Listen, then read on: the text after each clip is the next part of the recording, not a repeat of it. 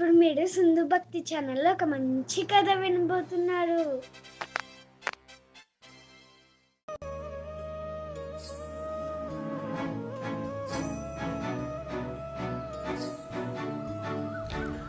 ఆ ఊరిలో ఆ దసరా అనే కథా టైటిల్ చాలా అర్థవంతమైనది. దీని వెనుక అర్థం స్థల విశేషానికి వస్తే ఆ ఊరిలో అన్న పదం ఆ కథా వేదిక ఒక ప్రత్యేక గ్రామం లేదా పట్టణమని తెలియజేస్తుంది. అంటే కథ మొత్తం కూడా ఆ ఊరి చుట్టూ తిరుగుతుంది. కాలపరిమితి. ఆ దసరా అన్నది ఒక ప్రత్యేక దసరా పండుగ సందర్భాన్ని సూచిస్తోంది. సాధారణంగా ప్రతి సంవత్సరం దసరా వస్తుంది, కానీ రచయిత చూపించాలనుకునేది ఏదో ఒక ప్రత్యేకమైన గుర్తుంచుకోదగ్గ దసరా పండుగ. సస్పెన్స్ ఆర్ ఆసక్తి. ఈ టైటిల్ చదివిన వారికి ఆ దసరాలో ఏమి జరిగింది, ఎందుకు ఆ దసరా ప్రత్యేకం అనే ప్రశ్నలు వస్తాయి. అంటే పాఠకుడిని కథలోకి లాగే ప్రయత్నంగా ఇది టైటిల్ సహాయపడుతుంది. భావరసం. ఇలాంటి టైటిల్లో ఉత్సవ వాతావరణం, గ్రామీణ జీవనశైలి, ఆనందం, ఆవేశం, పోటీలు, సంఘర్షణలు అన్నింటినీ మిళితం చేసే అవకాశం ఉంటుంది. మొత్తానికి ఆ ఊరిలో ఆ దసరా అంటే ఒక ఊరిలో జరిగిన మరిచిపోలేని దసరా పండుగ సంఘటన చుట్టూ కథ తిరుగుతుందని సూచించే, పాఠకుడిని ఆసక్తిని రేపే మంచి టైటిల్. చాలా అద్భుతంగా ఉంది కదా. సింధు భక్తి ఛానల్ ప్రత్యేక కార్యక్రమం. ఈ సంవత్సరం పవిత్ర దసరా నవరాత్రుల సందర్భంగా భక్తి భావనతో పాటుగా సామాజిక స్పృహను మేల్కొల్పే ప్రయత్నంగా సింధు భక్తి ఛానల్ మొదటిసారిగా ఒక చిన్న సామాజిక కథ మీ ముందుకు తీసుకువస్తోంది. ఈ ప్రత్యేక కథలో భక్తి, మానవతా విలువలు, కుటుంబ బంధాలు అందంగా మిళితమై ఉంటాయి. దేవీ మహాత్యం, నవరాత్రి వేళల్లో వినిపించే ఈ కథ మీ హృదయాలను తాకి ఒక కొత్త ఆలోచనకు ప్రేరణను ఇస్తుంది. కథా రచన శ్రీ కొండపల్లి భార్గవరాం గారు, చదువుతున్నది శ్రీమతి అమృత. అమ్మ తల్లి ఆశీస్సులతో సింధు భక్తి ఛానల్ తరఫున ఈ కొత్త ప్రయత్నాన్ని మీ ముందుకు అందిస్తున్నాం. మీ ఆశీర్వాదాలు, మీ ఆదరణ, మీ స్ఫూర్తి మా బలం. ఈ దసరా నవరాత్రులు అందరికీ ఆనందం, ఆరోగ్యం, అభ్యుదయం కలిగించాలని కోరుకుంటూ మీకోసం ప్రత్యేకంగా సిద్ధం చేసిన ఈ భక్తి సామాజిక కథా ప్రవాహాన్ని తప్పక వినండి, ఇతరులకు తెలియచేయండి. కథ వినే ముందు సింధు భక్తి ఛానల్ ను సబ్స్క్రైబ్ చేయండి. ఇప్పుడు మీరు వినబోతున్న కథ పేరు ఆ ఊరిలో ఆ దసరా. ఈ కథలో ఒక స్కూల్ వాతావరణము, మంచి టీచర్, చెడు టీచర్ మధ్య ఉండే వ్యత్యాసము, అమ్మాయిల ప్రతిభను అణిచివేయడము, తప్పుడు ఆరోపణల వలన ఒక మంచి మాస్టర్ నష్టపోవడము, ఆపై అమ్మాయి జీవితంపై ప్రభావము అనే రియలిస్టిక్ టచ్ ఉంటుంది. శేఖర్ మాస్టారు ఆదర్శవంతుడు, నిబద్ధత ఉన్న టీచర్. రమేష్ మాస్టారు అధికారం వాడుకుని చెడు పనులు చేసే ప్రతీకార భావం కలిగిన వాడు. రాగిణి ప్రతిభావంతురాలు, కానీ పరిస్థితుల వలన దెబ్బతిన్న విద్యార్థిని. విధి లేని పరిస్థితులలో హంతకురాలిగా జైలు పాలవుతుంది. జులాయి చిన్నప్పుడే చెడు మార్గం పట్టి చివరి వరకు కుట్రలు చేసి చనిపోతాడు. సమాజానికి మెసేజ్: ఒక మంచి టీచర్ వెళ్లిపోతే విద్యార్థులు చాలా నష్టపోతారు. అమ్మాయి చదువును ఆపివేసి పెళ్లి చేయడం వలన ప్రతిభ వృధా అవుతుంది అనే సందేశము. చెడ్డవాళ్లు తాత్కాలికంగా గెలిచినా నిజమైన విలువలు ఎప్పటికైనా వెలుగులోకి వస్తాయి అనేది ఈ సందేశం. ఊరి చివరిలో ఉన్న government co education high school పాత గోడలు, పొలుసులు ఊడిపోయిన కుర్చీలు, కానీ లోపల విద్యార్థుల కళ్ళల్లో ఉన్న వెలుగు మాత్రం కొత్తదే. ఆ వెలుగుని మిన్నంటించిన వ్యక్తి శేఖర్ మాస్టర్. అతడు సైన్స్ మాస్టర్ అయినా స్కూల్ తర్వాత పిల్లలకు ఉచితంగా మ్యాథ్స్ ట్యూషన్స్ చెప్తూ వాళ్ళను మెరుగుపరిచేవాడు. మన ఊరి పిల్లలు కూడా పట్టణ పిల్లలతో పాటు పోటీ పడాలి అనేది తన మనసు. ఈ క్రమంలో ఊరంతా శేఖర్ మాస్టర్కి మంచి పేరు తెచ్చిపెట్టింది. ఒకరోజు స్కూల్లో కొత్తగా రమేష్ మాస్టర్ చేరాడు. అతను డ్రిల్ మాస్టర్. పట్టణంలో ఒక ఆడ టీచర్తో ఉన్న ఇల్లీగల్ ఎఫైర్ కారణంగా పనిష్మెంట్ ట్రాన్స్ఫర్ అయ్యి ఇక్కడికి వచ్చాడు. అతను వచ్చిందే తలదన్నేలాగా ప్రవర్తించాడు. ఆడపిల్లలతో తగని మాటలు, మగపిల్లలను ఆడపిల్లలపై రెచ్చగొట్టి ఆడపిల్లలను ఎగతాళి చేస్తూ ఇబ్బంది పెట్టడం. ఏరా చూడు చూడు, శేఖర్ మాస్టరు అడిగే ప్రశ్నకి ఆమె తప్పక ఫస్ట్ లో చేయెత్తుతుంది. తప్పు చెప్పినా కూడా టాప్ లోనే ఉంటుంది. హే, పుస్తకాలతో చదివి వచ్చే పరీక్షల్లో 1 మార్కు ఎక్కువ రావాలి, అదే గొప్పనా? 2 చిట్కాలు చెప్పి మాస్టర్కి బాగా నచ్చిపోయింది. ఇకపై వీళ్ళకి మాస్టర్ ఫేవరెట్ టైటిల్. ఒక ఈ అన్న మాస్టర్ డాన్స్ చేసేస్తారు. మాలాంటి వాళ్ళకి మాత్రం ఫుల్ ట్యాగులు. అందరూ అవును సార్ అంటారు. వీళ్ళు మాత్రం సారీ సార్ అని కూడా మెల్లిగా మధురంగా అంటారు. ఏ విషయం అడిగినా నాకు తెలుసు అంటారు. ఒక్కోసారి భోజన మెనూ కూడా అడగొచ్చు వీళ్ళని. చిన్న చిన్న లోపాలను పట్టుకుని ఆడపిల్లలను శిక్షలు పెట్టడం శేఖర్ మాస్టర్ చాలాసార్లు హెచ్చరించాడు. రమేష్ గారు, స్కూల్ అనేది పిల్లలకు ఆలయం లాంటిది, వాళ్ళతో ఇలాంటివి చేయకండి అన్నారు శేఖర్ మాస్టర్ ఒకసారి. ఎత్ర నార్యస్తు పూజ్యంతే రమంతే తత్ర దేవతాః, ఎత్రేతాస్తు న పూజ్యంతే సర్వాత్రస్థా ఫలాః క్రియాః. అర్థం, ఎక్కడ స్త్రీలు గౌరవించబడతారో అక్కడ దేవతలు సంతోషంగా నివసిస్తారు. స్త్రీలు గౌరవించబడిన చోట అన్ని శుభకార్యాలు ఫలించవు. రమేష్ నవ్వుతూ, అయ్యయ్యో మాస్టారు, నువ్వు చాలా సీరియస్ గా తీసుకుంటావు. మనం చెప్పే మాటలకి అంత అర్థం పట్టుకోకూడదు. కానీ లోపల మాత్రం రమేష్ శేఖర్ మీద కక్ష పెంచుకున్నాడు. రాగిణి అనే విద్యార్థిని స్కూల్లో ప్రత్యేకంగా కనిపించేది.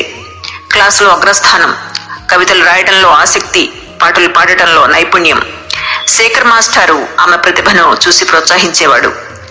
శేఖర్, రాగిణి, నీ కవితల్లో ఊరి జీవితం మధురంగా పలుకుతుంది, నువ్వు మరింత రాయాలి అని ఒకరోజు రాగిణితో శేఖర్ అన్నాడు.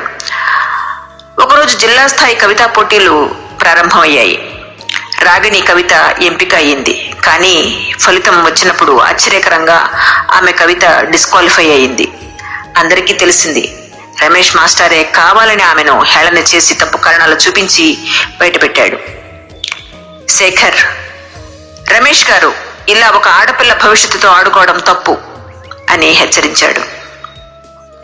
రమేష్ కోపంగా, నువ్వు నీ క్లాస్ చూసుకో మాస్టారు, నాకు ఉపదేశాలు అక్కర్లేదు అన్నాడు.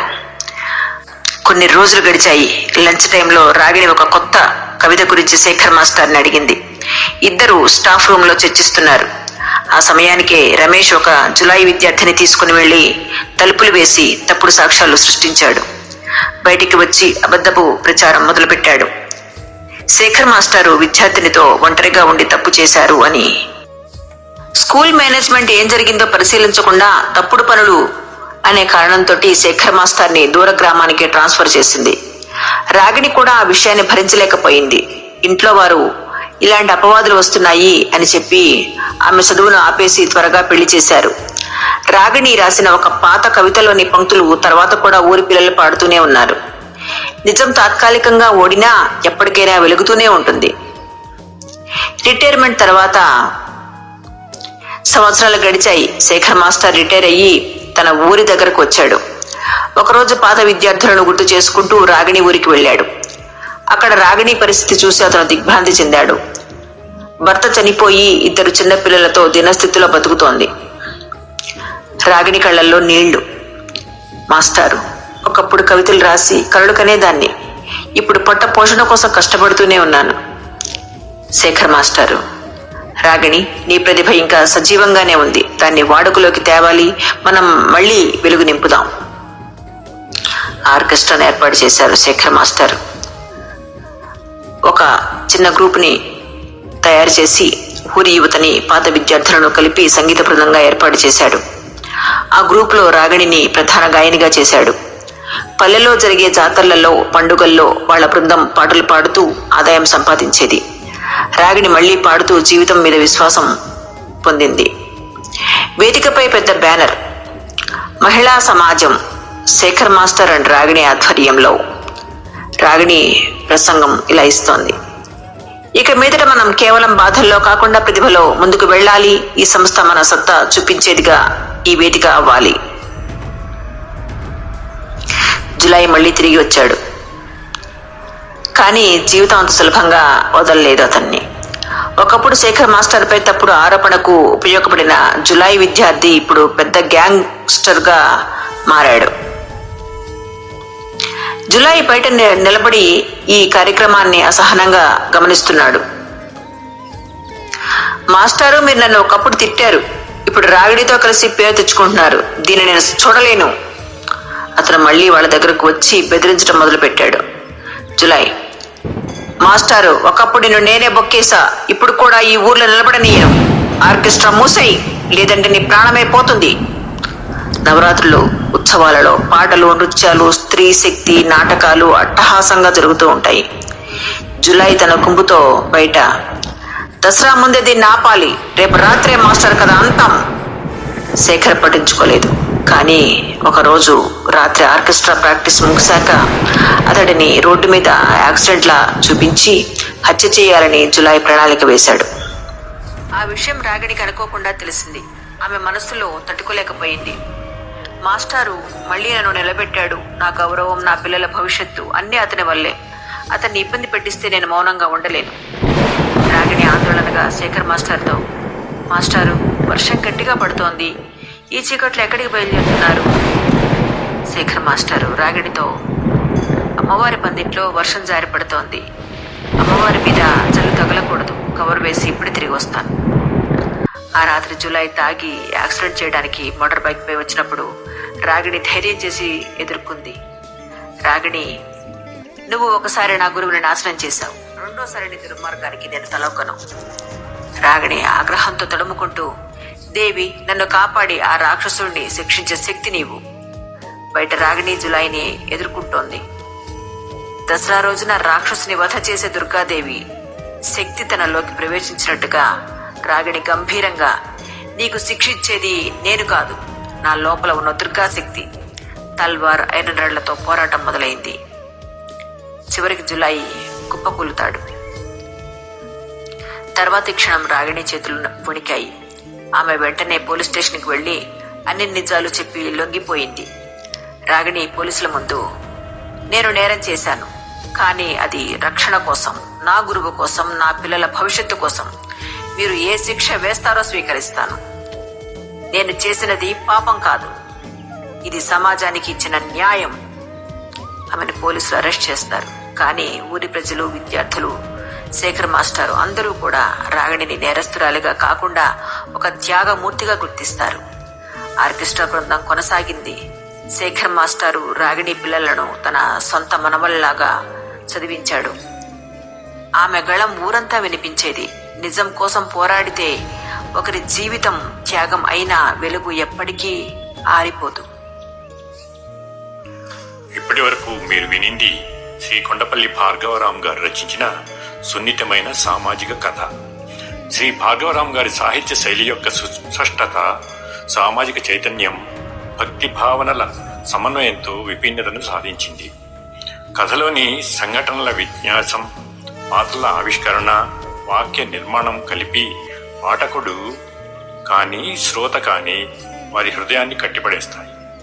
ఆయన రచనల్లో మనసుకు హత్తుకునే భాష, సామాజిక విలువల ప్రతిబింబం, ఆచరణీయమైన సందేశం స్పష్టంగా కనిపిస్తాయి.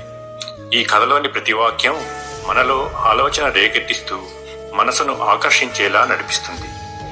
ఈ అందమైన కథను ఆత్మీయంగా హృదయాన్ని తాకే శైలిలో చదివి వినిపించింది మా అమృత.